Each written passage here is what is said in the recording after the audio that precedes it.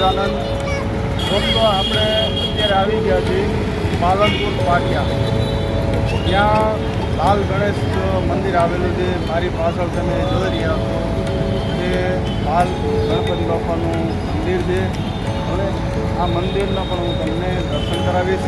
ત્યાં ગણપતિ બાપા છે, કાળીમાં છે, સાંઈ બાબાનું અંદર બિરાજમાન છે. તો હવે આપણે જઈએ ગણપતિ બાપાના દર્શન કરવા. ત્યાંનો ઇતિહાસ આપણે જાણીશું, કેટલા વર્ષ જૂનું છે. તો વિડીયોમાં બન્યા રહેજો અને વિડીયો તમને ગમે તો લાઈક, શેર અને કમેન્ટ જરૂર કરજો. જય ગજાનંદ.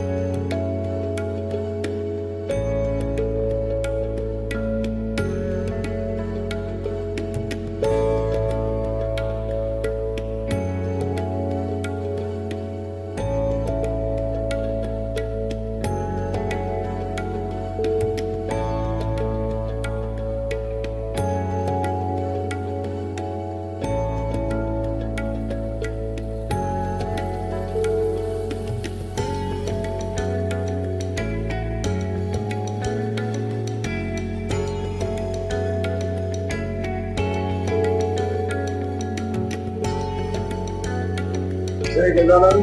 જય ગજાનંદ. જય ગણેશ. જય ગણેશ.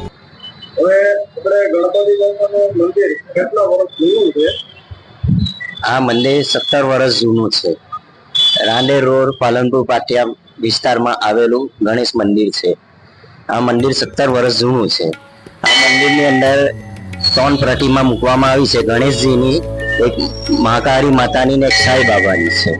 ને બહાર એક મોટી 25 ફૂટ મૂર્તિ વિશાલ ગણેશજીની પ્રતિમા મૂકવામાં આવી છે, જ્યાં આવતા જતા લોકો દર્શન બહારથી કરી શકે છે.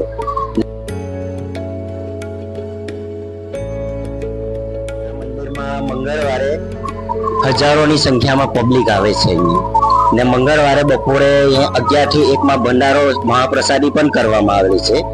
હજારોની સંખ્યા પ્રસાદી પણ લઈને જાય છે અહીંયાથી. ને અહીં લોકો રડતા રડતા આવે ને હસતા હસતા જાય છે. આ મંદિરમાં લોકોની મનોકામના પૂર્ણ થાય છે.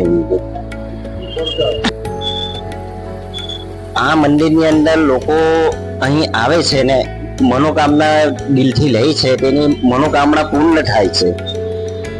અહીં લોકો, કેટલા લોકો અમે જોયા છે કે રડતા રડતા આવે છે દુખિયારા, ને પછી બાપાનો ચમત્કાર છે, હસતા હસતા આવે ને કે અમારું કામ થઈ ગયું, અમે દુખતા હતા, આ દુઃખ હતું પણ બધું સારું થઈ ગયું બાપાની કૃપાથી.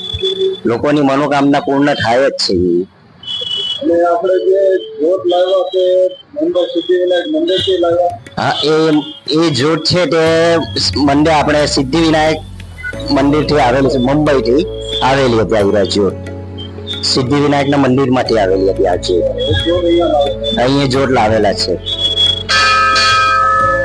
દર્શકોને દર્શન કરવા માટે આવવું હોય તો ક્યાંથી આવી શકે? લાલ મંદિર તરીકે અહીં ભક્તો આ મંદિર લાલ મંદિર તરીકે ઓળખાય છે. અહીંયા દરેક વસ્તુ લાલ જ છે. અહીંયા આખું મંદિર લાલ રંગથી સજાવવામાં આવેલું છે. આ એરિયાનું નામ છે રાંદેર રોડ પાલનપુર પાટિયા.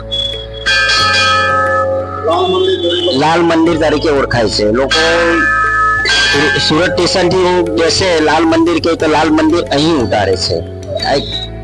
મંદિર નું નામ જ છે લાલ મંદિર. જય ગણેશ.